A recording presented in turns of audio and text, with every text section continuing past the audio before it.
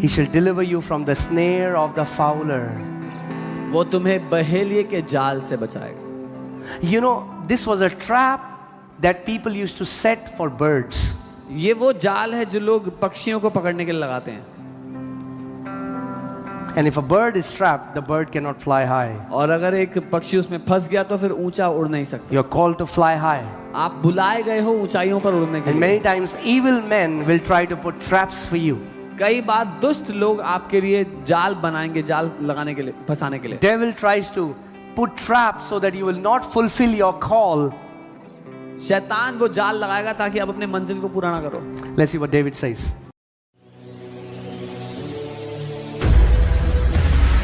Psalm 140, I'll read from verses 1 to 5, right? भजन 140 1 से 5। Okay. Deliver me, O Lord, from evil men. हे यहोवा मुझे बुरे मनुष्यों से बचा ले। Come on, say this after me. Deliver me, O Lord, from evil men. हे यहोवा मुझको बुरे मनुष्यों से बचा ले। Preserve me from violent men उपद्रवी पुरुषों से मेरी रक्षा कर, who plan evil things in their hearts. क्योंकि उन्होंने मन में बुरी कल्पनाएं की हैं। They continually gather together for war. वे लगातार लड़ाइयां करते हैं। They sharpen their tongues like a serpent. उनका बोलना सांप के काटने जैसा है। The poison of asp is under their lips. उनके मुंह में नाग का विष रहता है। Selah. That means stop now. वो कहता है You रुक जाओ, ponder. सोचो। Okay, you think about that you're safe. And as a little child, you're going to your father and you say, Lord, because the Bible tells us that now our wrestle is not against flesh and blood. We don't fight men. They are not our enemy. But still devil uses evil men to plot bad things against us. So what do? We cannot fight them back. What do? We go to our Father and we say, God, protect us from evil men. क्योंकि हम जानते हैं अब हमारी शारीरिक लोगों से लड़ाई नहीं, लहू मांस से लड़ाई नहीं, लेकिन शैतान बुरे लोगों का इस्तेमाल करता है हमें फंसाने के लिए, जाल लगाने के लिए। इसीलिए हम प्रार्थना करते हैं अपने पिता से एक बच्चे की तरह कि मुझे बुरे लोगों से बचा के रख। Keep me, O Lord, from the hands of the wicked. हे यहोवा मुझे दुष्टों के हाथों से बचा ले। Preserve me from the violent men उपद्रवी पुरुषों से मेरी रक्षा कर, who have purpose to make my steps stumble. क्योंकि उन्होंने मेरे पैरों को उखाड़ने की युक्ति की है। The proud have hidden a snare for me, जो घमंडी हैं उन्होंने मेरे लिए एक फंदा लगाया है। and cords they have spread a net by the wayside. और उन्होंने जाल डाले हैं रास्ते के मार्ग में They मेरे have लिए, set traps for me. मेरे लिए Selah. फंदे लगाए हैं। Amen. We don't fight those people who hate us, हम उन लोगों से नहीं लड़ते जो Jesus हमसे said, नफरत "Bless करते them." हैं। यीशु ने कहा उनको ब्लेस but करो। we pray that Lord, you deliver us. Jesus, when he told us to do Lord's Prayer, he said, deliver us from evil. Deliver us from the evil plans of men. लेकिन हम प्रार्थना करते हैं कि प्रभु हमें छुटकारा दे उन बुरे लोगों की योजनाओं से। And all the young people here, सारे this is जवान- my prayer as your pastor, that he would deliver you from evil friends. ये मेरी प्रार्थना है सारे जवान लोग जो यहाँ पे हैं कि प्रभु आपको बुरे दोस्तों से बचा ले। Those who are planning to make your feet stumble. वो जो आपके पाँव को गिराने की योजनाएं बना अरे रहे हैं। ये बहुत यीशु करता है, इस ऑफिस की पार्टी में इसको पिलाएंगे। Oh, he says Jesus we'll make him drink in this office party. होता है? Does it Is that happen? true? Devil will use these people. शैतान इन लोगों का इस्तेमाल करता है I आपके pray लिए। Lord will deliver you from these evil friends. मैं प्रार्थना करता हूँ कि प्रभु आपको ऐसे दुष्ट दोस्तों से बचा ले। The Bible says the righteous should choose their friends wisely. Bible कहती है धर्मी जन अपने दोस्त ध्यान धर कर चुने। All right, verse 4. There are only 16 verses in Psalm 91. सिर्फ 16 वर्सेस ही हैं भजन एकानवे। Hallelujah, praise God. आप पर दया दिखाओ। Okay, Psalms 91 verse 4. भजन 91 उसका 4। Now, earlier we were seeing what we were doing. We were hiding, he was our dwelling place. Now let's see what he is doing. पहले हम देख रहे थे कि वो हमारा छुपने का स्थान था, हम छुपे हुए थे। अब देखते हैं कि वो क्या करता है। I'm telling you, बहुत मजा आने वाला है, बस इस प्रकाशन को मत छोड़ना। Don't leave this revelation. हाँ, अगर कोई बगल में दिखे सोते हुए तो हिला दो उनको बढ़िया से, right? And if they say, what are you doing? Tell them, brother, the Bible says whatever shall be shaken shall be shaken. Okay, anyway. He shall cover you with his feathers, वो तुम्हें अपने पंखों की आड़ में ले लेगा, and under his wings you shall take refuge. और उसके परों के नीचे तुझे शरण मिलेगी. His truth shall be your shield and a buckler. उसकी सच्चाई तेरी ढाल और झीलम ठहरेगी. Now, let's focus on this word wings, हम ये जो पंख शब्द है इस पर ध्यान लगाएं. because this is so powerful. ये इतना And शक्तिशाली I'm है. sure you're going to learn something new today. और मैं जानता हूँ आप कुछ नया Are you सीखेंगे. ready? तैयार हो? When the word, Hebrew word for wings is salak, sakak, I'm sorry, S-A-K-A-K. And it has three meanings. ये जो पंखों के लिए इब्रानी शब्द है सकाक, इसके 3 अर्थ हैं. I told you, if you're coming to the church, you're in a Bible school. मैंने बताया था अगर इस चर्च में आते तो आप एक बाइबल स्कूल में हो. Amen? Amen. Hallelujah. And the Lord has sent you here और प्रभु ने आपको यहाँ इसलिए भेजा है because He knows you have an appetite. क्योंकि वो जानता है आप इतनी भूख रखते हो. Hallelujah. Okay, so this word sakak has 3 beautiful meanings and you love it. ये जो शब्द है सकाक, इसके 3 खूबसूरत अर्थ हैं. आपको प्यार हो जाएगा. I want to इससे. tell you. First, पहला, it represents picture of wings of a bird. ये तस्वीर है एक पक्षी के पंखों की, परों की. And we have a video. और एक Okay, can you show this video? Can you do the full screen so that people can see? If you, no, okay. Think about this. Even God put this intelligence परमेश्वर ने ये बुद्धि, ये समझ in birds पक्षियों में भी डाल दी. that when they see danger or when it's rain, they open their feathers and they cover their babies. जब वो खतरा देखते हैं या बारिश या ऐसा कुछ, अपने पंखों को खोलकर अपने बच्चों को ढांप लेते You हैं. know, when I saw this picture, it just spoke to my heart. I said, Lord, I am one of those chicks in your nest. जब मैंने ये तस्वीर देखी, मैंने कहा प्रभु उन छोटे पक्षियों में से मैं भी एक हूँ आपके And my daddy has his almighty wings covered around me. और मेरे पिता के वो सर्वशक्तिमान पंख हैं जो मुझे छाए हुए हैं चारों ओर That's से. why with boldness I can say, no evil shall befall me, nor shall any plague come near my dwelling. इसीलिए साहस के साथ मैं कह सकता हूँ कोई बुराई मेरे निकट नहीं आएगी, कोई बुरी चीज मेरे घर के निकट नहीं आएगी. Amen. And Jesus also said that in the New Testament. If you see Matthew 23:37. यीशु ने भी यही कहा मत्ती 23:37 में.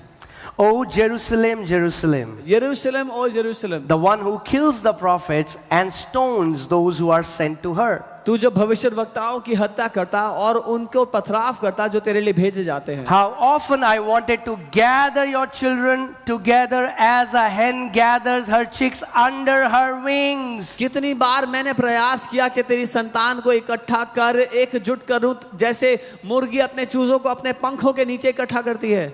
That's the picture. ये वो तस्वीर है. Now Jesus is crying looking at Jerusalem यीशु यरूशलेम को देख के रो रहे हैं and he's prophesying because of the destruction that will come upon them. और जो विनाश उन पर आने वाला था उसके कारण भविष्यवाणी कर रहे थे. Because they constantly rejected God's people whom God sent to them. क्योंकि वो लगातार परमेश्वर के लोगों को ठुकराते रहे जो परमेश्वर ने उनके लिए भेजे थे. You know, this tells me इससे मुझे not पता just लगता है, God's presence, but even your spiritual leaders can act as wings around you, as सिर्फ- spiritual wings. सिर्फ परमेश्वर की उपस्थिति नहीं, लेकिन आपके जो आत्मिक अगुए हैं वो आपके जीवन के लिए उन पंखों का काम करते हैं. उन Because पंखों Jesus का- said, you rejected the people that I sent to you. क्योंकि यीशु ने कहा तूने उन लोगों को ठुकराया जो मैंने तुम्हारे लिए भेजे थे, But you were not willing. पर तुम इच्छुक नहीं थे. Amen. Don't fight the hands God has ordained to bless you. उन हाथों से कुश्ती मत लड़ो जिनको परमेश्वर ने तुम्हें ब्लेस करने के लिए नियुक्त किया है. Amen. So that's a beautiful picture. ये एक And you know खूबसूरत what? I was तस्वीर है. seeing a video and it so blessed me. You know, chicken. When you say to somebody, hey, you're a chicken, don't act as a chicken. They are not saying you're very courageous. They are saying you are acting cowardly. जब कोई किसी से कहता है कि chicken की तरह act मत कर, व्यवहार मत करो, वो कह रहा है तुम बड़े डरपोक हो, डरपोकों की तरह मत करो. Right? You say. So I had to constantly tell Amaya, I keep telling Amaya, I said, Amaya, you are not a chicken, you are an eagle. मुझे अमाया को बार बार बोलना पड़ा, तुम चिकन नहीं हो, तुम You're ईगल an हो, eagle. तुम एक ईगल हो, Because you are the daughter of God, क्योंकि तुम परमेश्वर की बेटी हो। called to soar high. Amen. So, chicken, right? Because you'll say, chicken will say, pak, pak, pak, pak, pak. The chickens are cowardly. Chicken को थोड़ा सा डराओगे तो पीछे भाग जाएगी, वो बहुत डरपोक होती हैं। But I saw a video. You can go home and you can see a chicken fighting a snake to save her chicks. पर मैंने एक वीडियो देखा कि एक मुर्गी एक सांप से लड़ And गई it अपने so बच्चों को बचाने blessed के लिए। me that a chicken that's so cowardly, this bird that is so cowardly, but when a big cobra came to attack her kids, I saw the chicken open her wings and went to fight the cobra. मैं इतना bless हुआ वो देख करके, एक मुर्गी जो डरपोक होती है, जब एक बड़ा कोबरा आ गया उसके बच्चों को खाने के लिए, वो पंख खोलकर उससे लड़ने निकल पड़ी। अगर एक डरपोक मुर्गी अपने बच्चों के लिए सांप से ऐसा लड़ सकती है, तो कितना गुना ज्यादा हमारा स्वर्गीय पिता, जिसने अपने पंखों की आड़ में हमें छुपा के रखा है, वो हमें कवर करेगा जब शैतान हमारे विरोध में आता है। तो If a cowardly hen can go to that extent to fight for her children, then how much more our loving Father, when the devil comes against us, how much more will our Father come for us to fight for us? Amen. क्योंकि पृथ्वी पे जैसा प्यार एक माँ कर सकती है अपने बच्चे से, sacrificial love, On the earth, the way a mother can love her child, a sacrificial love. मगर परमेश्वर कहता है, The Bible, यदि एक दूध पीते बच्चे को उसकी माँ भी छोड़ दे, तो भी मैं तुझे ना कभी छोड़ूंगा, ना कभी त्यागूंगा। the Bible says, even if a nursing mother leaves her child, I will not leave you nor forsake you. Amen. You can be rest assured you are hidden under his wings. आप इस बात में आश्वस्त हो सकते हो कि उसके पंखों तले आप छुपे हुए हो। Amen. Come on, let's just make this declaration. ये घोषणा करते हैं साथ में। Father, I thank you पिता, मैं धन्यवाद देता because हूँ I am hidden under your wings. क्योंकि मैं आपके पंखों के नीचे छुपा हुआ हूँ। Amen. Hallelujah. Praise God. All right, so that was the first picture. ये पहली तस्वीर है। The second definition in Hebrew, wings, they represent, the word was used to represent when you cover someone with a garment, when you cover somebody with a garment. दूसरा जो शब्द उसके लिए है वो तब है जब आप किसी को कपड़ों से, वस्त्रों से ढांप देते हो, छुपा देते हो। Amen. आमीन। Have you heard the story of prodigal son when he came back and the father said, give him the best robe? उस उड़ाऊ पुत्र की कहानी पता है ना, जब वो उड़ाऊ पुत्र वापस आया तो पिता ने कहा इसको सबसे अच्छे कपड़े पहनाओ। Now let's do a Bible quiz. Let me ask you, Bible quiz which करते हैं। material was that robe made from? वो कौन सी मटेरियल का बना हुआ रोब था जो उसको पहनाया गया होगा? Silk, सिल्क का होगा, cotton, कॉटन का होगा, मलमल, कोई कह रहा है मलमल. The best robe, yeah, it's the best robe. सबसे अच्छे वस्त्र। Silk? Okay, let me tell you, that robe was made of Christ. वो जो रोब है, वो जो वस्त्र है, वो मसीह के बने हुए हैं। You didn't get it. आप समझे नहीं? You get it. All right, you'll get it now. आप समझेंगे। Galatians 3:27. गलातियों 3:27। I'll read from the Amplified Classic Version. मैं एम्पलीफाइड से पढ़ रहा हूँ। For as many of you as were baptized into Christ, क्योंकि तुम into में a से- spiritual union and communion with Christ, the anointed one, the Messiah, have put on, clothe yourself with Christ. क्योंकि तुम में से जितनों ने बपतिस्मा लिया है मसीह का, एक आत्मिक एकता जुड़ने के द्वारा मसीह के साथ, वो जो अभिषिक्त मसीहा है, तुमने उसको कपड़ों की तरह धारण कर लिया है, यानी कि मसीह को पहन लिया है। Hallelujah. Hallelujah. The best robe that the Father has given you is His Son, Jesus Christ. We are clothed with His righteousness. सबसे अच्छे वस्त्र जो पिता ने आपको पहनाया है, वो अपना पुत्र मसीह यीशु है, जिसको आपने, उसका पुत्र मसीह यीशु, उसको आपने पहन लिया है। Amen. So, if you are in Christ, you are under the wings of Almighty God. अगर आप मसीह में हो तो आप सर्वशक्तिमान परमेश्वर के पंखों की आड़ के नीचे हो. All right. Praise God. Third, तीसरा, it relates to the Ark of Covenant. ये वाचा की संदूक को दर्शाता है. Can you show the picture? Those wings, they represent the Ark of the Covenant. वो जो पंख हैं वो वाचा की संदूक को दर्शाता है. Hallelujah. Okay. So this is the Ark of the Covenant, and you will see two cherubim angels, their wings touching each other. This was called the mercy seat, the tray, and in between the wings rested the manifest presence, the glory of God. ये वाचा की संदूक है जिसमें दो चरब जो स्वर्गदूत है वो अपने पंखों को रखते थे. ये दया की सीट कहलाता है, दया की कुर्सी, और इसके बीचों बीच परमेश्वर की महिमा है. Amen. Hallelujah.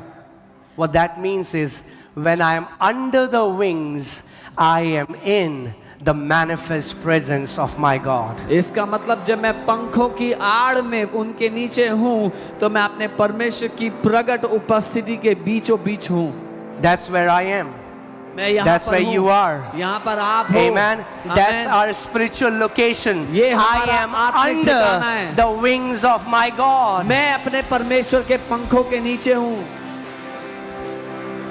That's the most holy place a person can go to. ये सबसे ज्यादा पवित्र स्थान है जहां कोई व्यक्ति जा सकता है. Amen. In the Old Testament, it was called mercy seat. Now, Apostle Paul in Hebrews 4:16 says, "Come boldly to the throne of grace." The throne of grace, the mercy seat, is the same thing. You can boldly go where? Here. I can boldly go where the Father covers me under His wings. ये वो दया का सिंहासन है. अब प्रेरित पौलुस कहते हैं कि हम साहस के साथ, हियाव के साथ उस अनुग्रह के सिंहासन के आगे आ जाते हैं. All right. Should we finish it? No? I'll finish it. People are saying no, I'll finish it. I'm the pastor, I'm just kidding, okay. Okay. He shall cover you with his feather, and under his wings you shall take refuge. His truth, not your truth, not our truth, not the truth that they show in media, but his truth shall be your shield and buckler. वह तुझे अपनी पंखों की आड़ में ले लेगा और उसके पैरों के नीचे तू शरण पाएगा. उसकी सच्चाई, आपकी सच्चाई नहीं, हमारी नहीं, मीडिया See, की that's the सच्चाई fight. नहीं. ये लड़ाई है. You think your truth is better than my truth? आपको लगता है आपका सच मेरे सच से बेहतर है. Not your truth, not my truth, his truth. ना आपका सच ना मेरा सच, उसका सच. Amen? Hallelujah. His truth shall be your shield and buckler. उसकी सच्चाई तेरी ढाल और झीलम ठहरेगी. What is his truth? उसकी सच्चाई क्या है? John 17:17. यूहन्ना 17:17. Sanctify them by your truth. अपने सत्य के द्वारा उन्हें पवित्र कर. Father, what is your truth? पिता तेरा सत्य क्या है? Your word is the truth. तेरा वचन ही सत्य है. Amen? Now let's come back. His truth shall be your shield and buckler. उसका सत्य आपकी ढाल और झीलम. What is his truth? क्या है उसका सत्य? His word. उसका वचन. That means इसका मतलब? his word उसका वचन is your shield आपकी ढाल and your buckler. और आपकी झीलम है.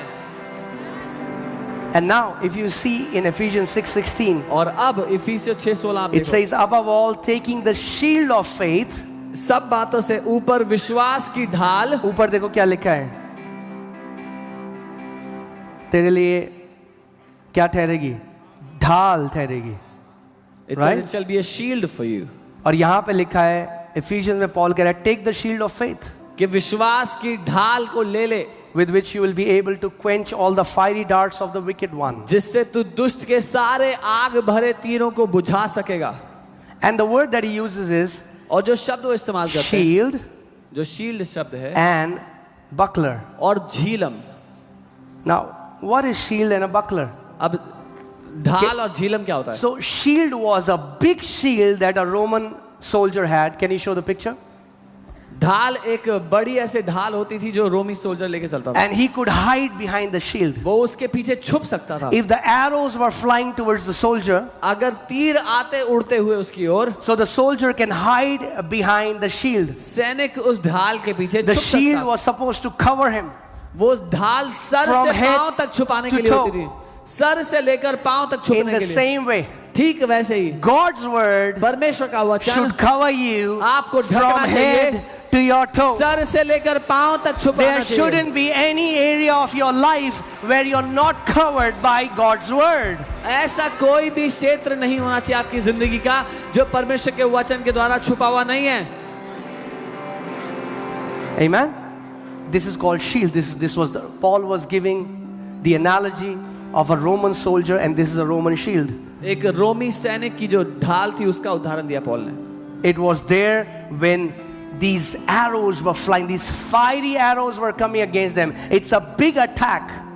जब तीर आग से जलते तीर उनकी ओर आ रहे होते थे, एक बड़ा हमला होता And the था। army was sending fiery arrows towards them. जब दुश्मन की सेना आग के भरे तीर भेज रही So होती his थी, word उसका वचन is my shield. मेरी ढाल है। Amen. आमेन। यानी कितने भी अग्नि में बाण आपके विरोध में भेजे जाएं, एक भी आपको छुएगा नहीं प्रभु यीशु मसीह के नाम में। Doesn't matter how many fiery darts are sent in your direction, not even one will get to you in Jesus name. Amen. मगर वो कह रहा है shield and buckler. But he's saying shield and buckler, ढाल और झीलम। Buttler नहीं है। Now what was this? ये बकलर क्या है? ये झीलम क्या होती है? अगर कोई शत्रु बहुत पास आ गया आपके लड़ने, If an enemy came very close to you to fight with you, 1-to-1 combat, एक आपस में द्वंद में, this shield becomes useless. अब ये ढाल बेकार है। So you need a small shield. आपको एक छोटी Can you shield show that? चाहिए। This is a small circular shield which is called buckler. ये एक छोटी ढाल होती है जिसको बकलर का झीलम कहा जाता है। This is for a small attack. ये एक छोटे हमले के लिए, This is for a big attack. ये एक बड़े हमले के लिए। His word उसका वचन will stop big attack बड़े हमले भी or रोकेगा a small attack. और छोटे हमले भी रोकेगा। Attack from the army सेना का or हमला a 1-to-1 combat. या आपसी एक लड़ाई में भी। Amen. आमेन। एक महामारी आ रही है, a pestilence comes from everywhere, you need big shield. It's a personal addiction that you're battling, you need a buckler. एक पैंडेमिक कोई बीमारी है, उससे भी एक आपसी लड़ाई है, जीवन की व्यक्तिगत लड़ाई है, उससे भी आपको बचाएगा। Amen. And the good thing about this buckler was you could stop the attack, but you can also use it to punch the army, bam, because it's so इस small. झीलम की अच्छी बात यह है कि आप इससे हमला रोक भी सकते हो और दुश्मन को मार भी सकते हो इससे। Amen. Amen. So that means a big attack. एक See, बड़ा हमला, when they are sending arrows, जब वो एरो भेज रहे हैं, it's not towards one person, it's towards army. Arrow एक व्यक्ति की ओर नहीं, पूरी सेना की ओर होते हैं। It's like when devil sends, there is a pestilence that comes. जैसे कोई बीमारी भेजी है शैतान ने, अगर A pestilence that is killing people. That's बीमारी लोगों को मारने not के लिए। targeted to one man, it's a destruction against all God's people. वो एक मनुष्य की ओर केंद्रित नहीं, सब परमेश्वर के लोगों के विरुद्ध भेजेगी। You need to arm yourself and cover yourself with God's truth as a big shield. तो अपनी ढाल को ले लो, परमेश्वर के वचन की ढाल के पीछे छुप जाओ। But now devil comes against you in a personal combat, is लेकिन- giving you temptation, putting depression and all these things. In 1-to-1 combat, your word becomes my buckler. जब शैतान आपके विरुद्ध व्यक्तिगत रूप से आता है, डिप्रेशन और सारे गलत विचारों को लेकर के, तब उसका वचन मेरे लिए झीलम ठहरता है। Amen. आमेन।